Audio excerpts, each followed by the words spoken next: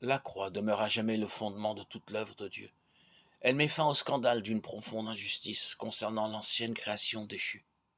Elle permet au Dieu vivant et plein d'amour le recouvrement de ses droits dans ses créatures. La croix vécue intérieurement dans son principe conduira à l'expérience de la vie dans l'esprit, et l'esprit à l'Église, laquelle, dans la pensée éternelle de Dieu, est un vase crucifié et ressuscité, non seulement selon la doctrine, mais dans une expérience réelle et pratique. Voyons la déclaration du Seigneur lors de son baptême dans le Jourdain. Il est convenable que nous accomplissions ainsi toute justice, Matthieu 3,15. Cette justice touche à deux aspects. D'une part, à la restitution de la place centrale et souveraine de Dieu. D'autre part, au jugement et à la condamnation de notre nature déchue.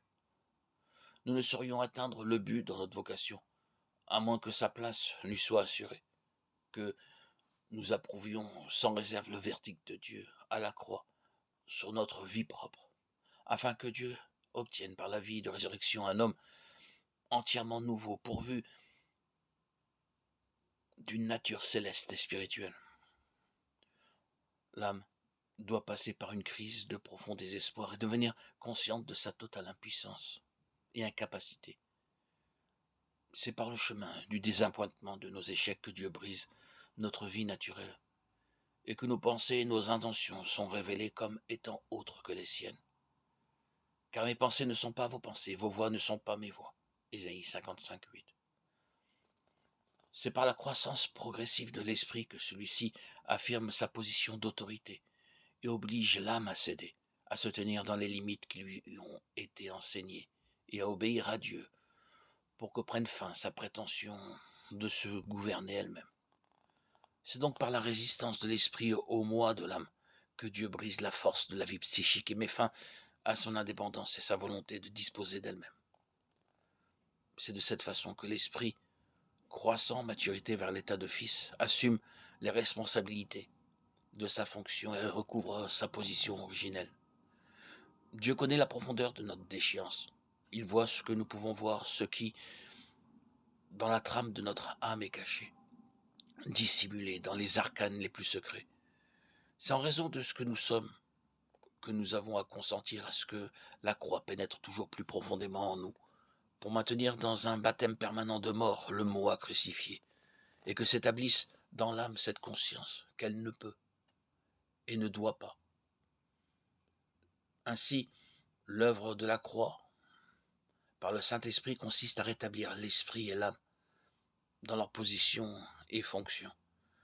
Il nous faut donc être très au clair quant au fait que nous ne pouvons servir aux intentions de Dieu par le moyen de notre âme.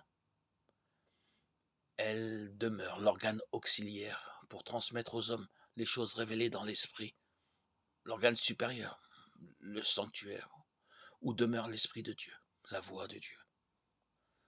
Nous voyons donc l'importance de discerner l'intention rédemptrice de Dieu dans et par la croix, celle de séparer deux organes différents dans leur position et leur fonction. L'esprit, siège de la vie divine, l'âme, siège de la vie naturelle. Tant que cette division n'est pas perçue comme l'une des conditions fondamentales pour connaître en expérience notre union vivante avec Christ ressuscité et glorifié, le dessein éternel pour lequel nous avons été rachetés ne saurait être réalisé.